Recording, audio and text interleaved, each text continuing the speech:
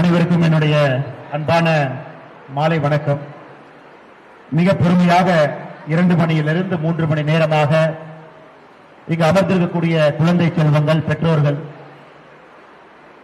வீதரீடர் அமைப்பினுடைய தன்னார்வ நண்பர்கள், வீதரீடர்ஸ் அமைப்பினுடைய முழுநேர பணியாளர்கள், நம்முடைய சீஃப் எக்ஸிகியூட்டிவ் ஆபீசர் அருமை சகோதரர் டாக்டர் பிரபா அவர்கள், மேடையின் மீது இருக்கக்கூடிய, நான் பேசுறது கேட்குதான்னு தெரியலீங்க, பின்னாடி எல்லாம் கேட்குதுங்களா?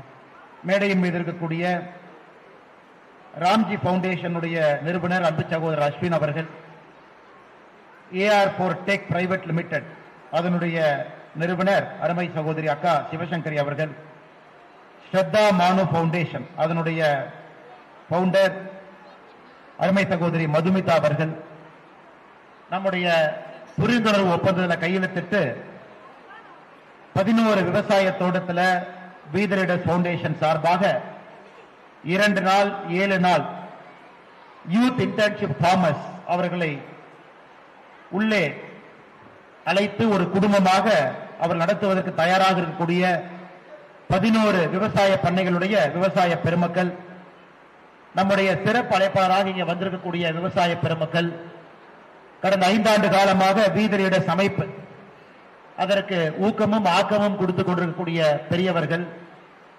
சகோதரிகள், தாய்மார்கள், சகோதரர்கள் எல்லோருக்குமே என்னுடைய மாலை வணக்கத்தை தெரிவித்துக் கொள்கின்றேன். நாம் காத்திருக்கும் ஒரு கணமும் நமது பிரச்சனைகள் மேலும் பெரிதாகின்றன. நமது எதிர்காலத்தை வடிவமைப்பதில் ஒவ்வொரு வினாடியும் முக்கியமானது. கடிகாரத்தினுடைய நேரம் விரைவாக செல்கிறது. உலகம் நம்மை உற்று நோக்கி காத்திருக்கிறது. வாய்ப்பு இருந்தும் அதை புறக்கணித்த தலைமுறையாக நாம் இருக்கக்கூடாது. மாறாக ஒன்றுபட்டு எழுந்து மாற்றத்தை நிகழ்த்திய தலைமுறையாக நாம் இருப்போம்.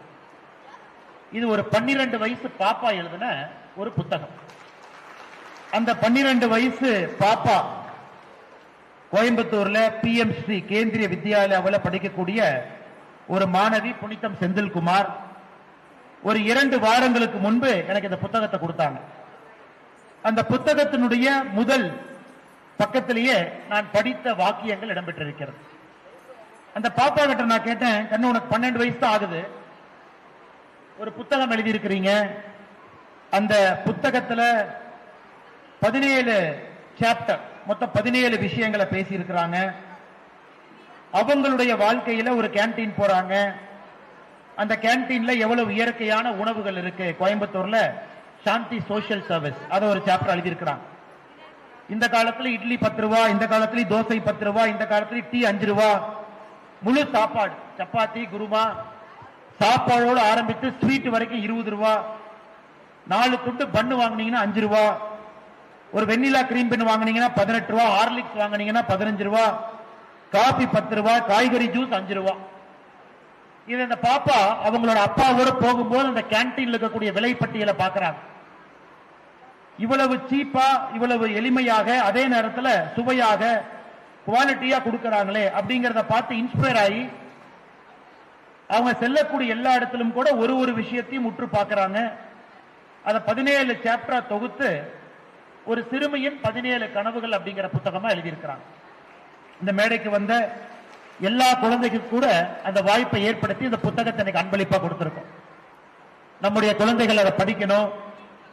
எப்படி நம்முடைய புனிதம் செந்தில்குமார் அவர்கள் 12 வயசுல ஒரு தீர்க்க சிந்தனைவாதியாக இருக்கிறாங்க. நம்முடைய குழந்தைகளுக்கும் கூட அந்த சின்ன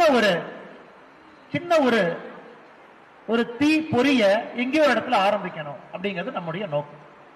எதற்காக இந்த புத்தகத்திலிருந்து நான் பேச ஆரம்பிக்கிறேன் அப்படின்னாங்க,